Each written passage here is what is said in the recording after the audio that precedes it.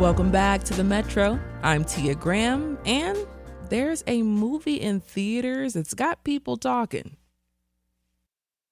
Ithaca's king is coming back. Bringing vengeance.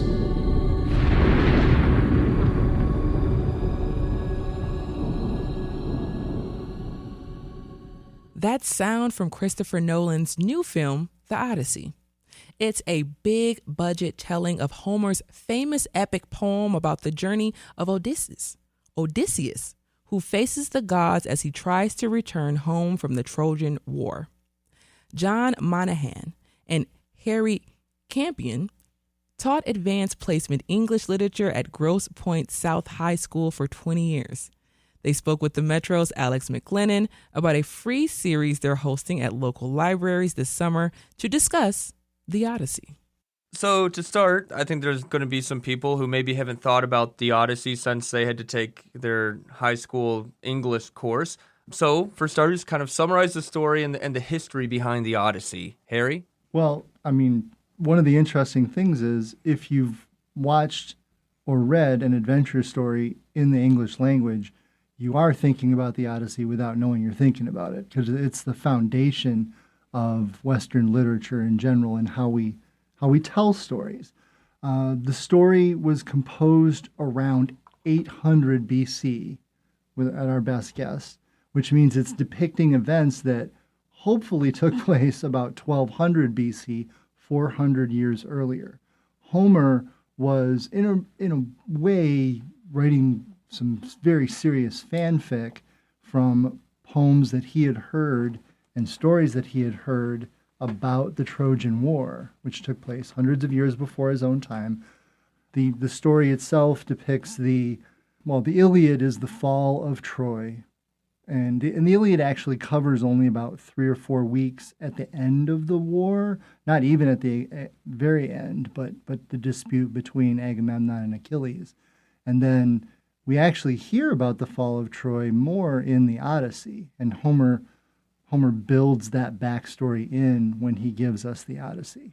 The Odyssey is essentially a homecoming story. It's about Odysseus getting back from the war. It is, and that's one of the things that makes it so resonant, because we all crave a sense of home. It is one of the important things to being human is to have that place where we feel is our place, and that's what Odysseus is trying to recapture. He's trying to recapture family. He's trying to recapture his home, and he's also trying to recapture his sense of self. What a lot of people miss is that the Odyssey is a story of self-exploration as well, and that's something that finds itself in modern literature quite a bit. And of course, the Odyssey is the second of the Homer epic poems, the first one being the Iliad, which Odysseus is also a part of, and kind of understanding what he was there. Maybe important context for someone to take into seeing the Odyssey? He's a different character in the Iliad. He's not necessarily the central figure. He's an important figure, but he's not the central figure of the Iliad the way he is in the Odyssey. And he's perceived a lot more by how other people see him. And he is very much the guy who keeps the war on track. He's the mastermind who plays the other princes off each other and all the time keeping everything together. He's known for his cleverness. He's absolutely known as the cleverest of the Greeks, which makes him, that's one of the reasons why he's Athena's favorite. What is it about the Odyssey that makes it such an enduring story? It's really a big change from other hero stories of the time, because you think about Heracles, you think about Theseus, you think about Perseus.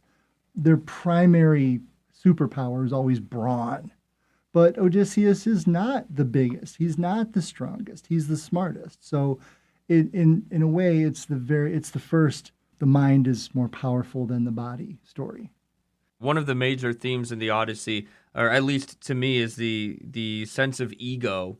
Are the takeaways, I know, John, you've already seen the movie, are the takeaways from this Odyssey similar to the takeaways that people might get from reading the literature or other portrayals of this, or have those been changed at all? There's some differences, some stark differences, but the Odyssey is about a whole lot of things. And like you say, it's about ego, and it's about how we interact with the gods and how we pay tribute to them and how we follow their laws. And the moment that we call the inciting incident of the Odyssey, where his journey home gets derailed, is all down to his own sense of importance and his desire to be known and lauded as a great hero.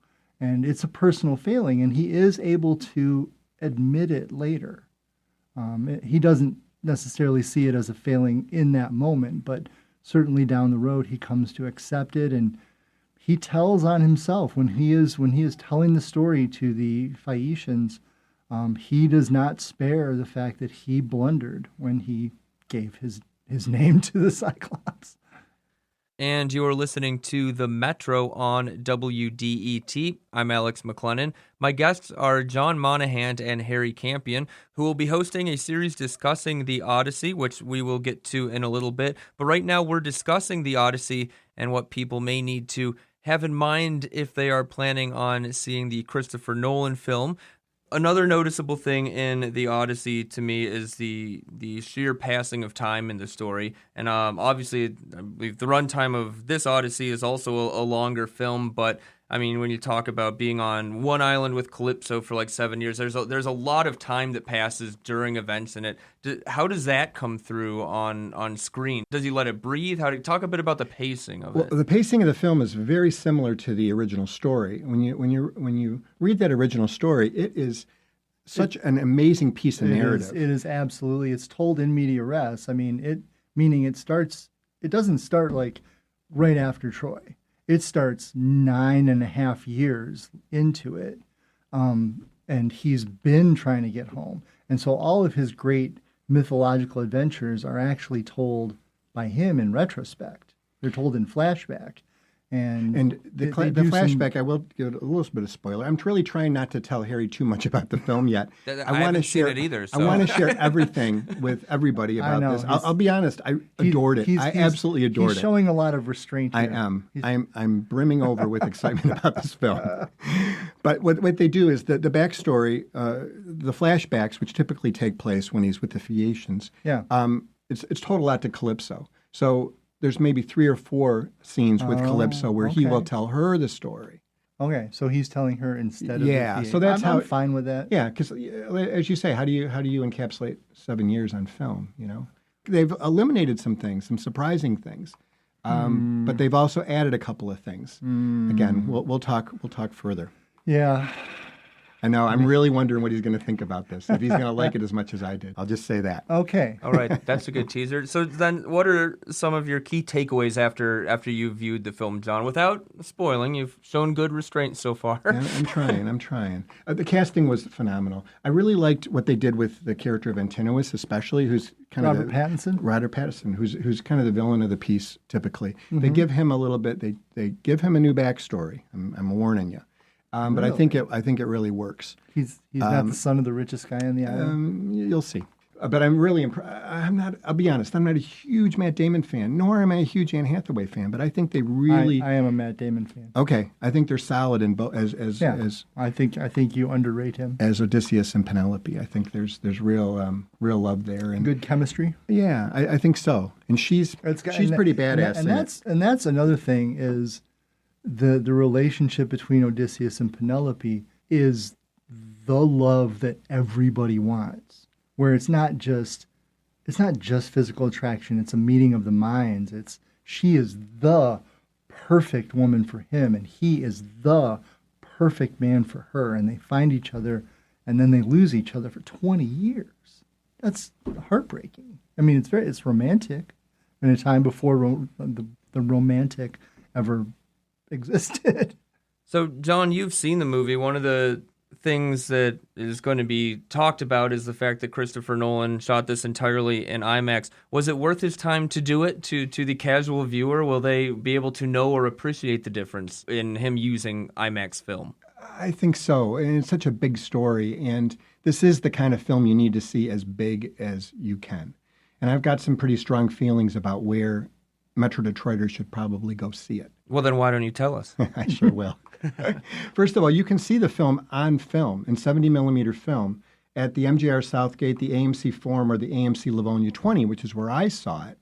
But if I had a lot of time and gas money, I would definitely go to Grand Rapids because they're showing an actual IMAX 70 millimeter film print. Now, this is going to get a little geeky, but instead of running vertically through a projector, this runs horizontally. It runs side by side. It's a different image size, and it's a different clarity, and I'd very much like to see it in that format. But I'm going to tell you where to see it. It isn't even on film. I think that you should go see it at the MJR Troy, one of the MJR theaters. I've been very impressed with the size of their screens, the quality of the image, and the brightness of the image. I had some criticisms with the film presentation that I saw last week, and as a result, I would steer people towards one of those MJR theaters.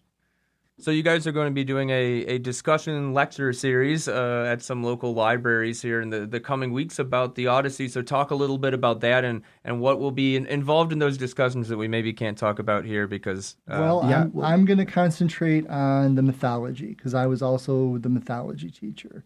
So I'm going to talk about what they do with the supernatural, what they don't do with the supernatural, what they imply, what they've changed, what they've kept. I'm going to delve into that realm of it pretty hard. And I'm probably going to be focusing more on the filmic aspects. That's the course that I was known for teaching when we taught at Grosse Pointe. Yeah, and Christopher Nolan's career and how this fits, which it certainly does. We taught together for 20 years, which is interestingly the amount of time that Odysseus was gone from home. So we were on our own Odyssey as teachers with this story. And we spent, how long was that unit, Harry? It was a couple of months. At least a month. Yeah. A month. It's a big work. It takes a while to get through in the depth that we did it. So what we're going to do is we're going to give the backstory. We still have the notes and the slides that we would have used in the classroom, and we're going to show a lot of especially the I've been looking the art interpretations. That. We don't have 4 hours, so we need to keep it. The presentation's probably going to be, I figure, about 80 minutes long. So we're going to go through the basic story. What we want it to do is give it be a primer for anybody that's going to go see it, and then also we're gonna spoiler alert, we are going to be talking about the film because we're hoping that by the time that we have these, and the first one, by the way, starts Thursday on the 23rd in Grosse Pointe Woods at the library there, which is kind of a cool homecoming for me because that's where I grew up, and that's of course the community that we taught in for 20 years. Yeah, exactly. So it was real important that we begin the tour there. And 30 years. Yeah. So we're going to do very much a discussion. We never really lectured as teachers anyway. It was always very much give and take. We played off each other. We're going to encourage audience participation because I was always critical with our students. Plus, we got swag from the studios. Yeah, I didn't tell you about this. We got T-shirts and these little pins. Oh, we can give those away too. We can encourage the. Yeah, and it's then a free presentation, by the way. They encourage you to kind of sign up. So then, where can people go to get more information about that if they'd like to attend? This is all part of an umbrella group that I'm also involved with called and I've been on the radio about this before, the Motor City Cinematheque. And we do a lot of events around town, communal viewing of films and film-related presentations, right? So if you go to Motor City Cinematheque, and that's cinema, THEQUE, Motor City Cinematheque, you'll see the flyer. There's 8 presentations that we're doing. We're doing... I thought you had a 9th one. No, I think it's... I can't count. We're doing everywhere from... It'll be online. It'll be online. You are making me nuts. Grosse Pointe Woods. We're doing Belleville on August 6th. Shelby Township. We're doing I'm sorry. Is that when you're doing Shelby Township? Oh, go on the site. John, Harry, thank you for coming on the Metro. Thank you. That was John Monahan and Harry Cambion speaking with the Metro's Alex McLennan. The Odyssey is in theaters now.